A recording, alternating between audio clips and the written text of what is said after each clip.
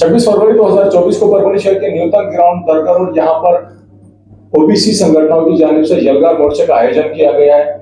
वंचित बहुजन आघाड़ी के सर्वेसर्वा स्वर्गीय प्रकाश बाला साहब अम्बेडकर और आप खुद किस तरह से यहाँ लोगों को संबोधित करने वाले हैं और किस तरह का आह्वान भी आप करने वाले हैं आने वाले लोगों को?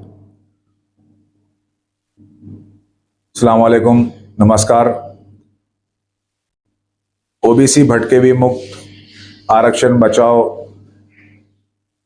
यलगार महासभा का आयोजन किया गया है ओबीसी समाज के द्वारा 26 फरवरी नूतन ग्राउंड दरगाह रोड, जिसमें प्रमुख उपस्थिति आदरणीय बाला साहब प्रकाश अम्बेडकर जी, राष्ट्रीय अध्यक्ष वंचित बहुजन आघाड़ी, उनका खुसूसी सभा में खिताब होगा, खुसूसी उनकी तकरीर की जाएगी। और मैं आपके चैनल के माध्यम से सभी परभनी के नागरिकों को गुजारिश करता हूं कि ज़्यादा से ज़्यादा संख्या में ये सभा में आप अपनी उपस्थिति रखिए। और ये बहुत ज़रूरी इसलिए है कि ये सिर्फ मुद्दा आरक्षण को लेकर या आरक्षण की लड़ाई को लेकर नहीं, बल्कि ये मुद्दा देश की परिस्थिति, देश का हाल जो केंद्र सरकार ने आज कर रखा है, संविधान की धज्जियां उड़ाने का काम ये सरकार करते आई, लॉ एंड ऑर्डर कोई मायने नहीं रखता, न्यायालय कोई मायने इनके नज़र में नहीं रखता। हम सभी लोग ने देखा कि बुलडोज़र की सरकार के रूप में ये लोग काम करते आ रहे हैं और एक पर्टिकुलर वर्ग को टारगेट करने का काम ये बीजेपी और आरएसएस वाले आज कर रहे हैं।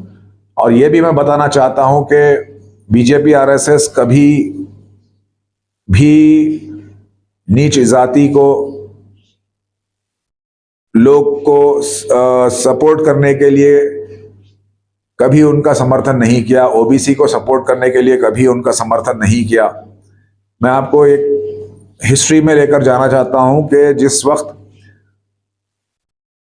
मंडल कमीशन बनाया गया वीपी सिंह प्रधानमंत्री के द्वारा, उस टाइम पर उसका सबसे बड़ा विरोध किया तो वो है बीजेपी। और उस समय लाल कृष्ण आडवाणी ने मंडल कमीशन का विरोध किया गया था और उस विरोध के बारे में बताया गया, जो कि रक्षा मंत्री उस टाइम पर हमारे जॉर्ज फर्नांडिस हुआ करते थे। आज भी आप यूट्यूब पर जाकर उनका वो भाषण आप निकाल कर देख सकते हैं कि बीजेपी और आरएसएस कभी भी ओबीसी समाज के साथ नहीं रही, ओबीसी आरक्षण के साथ नहीं रही। यही सारी चीज़ों को देखते हुए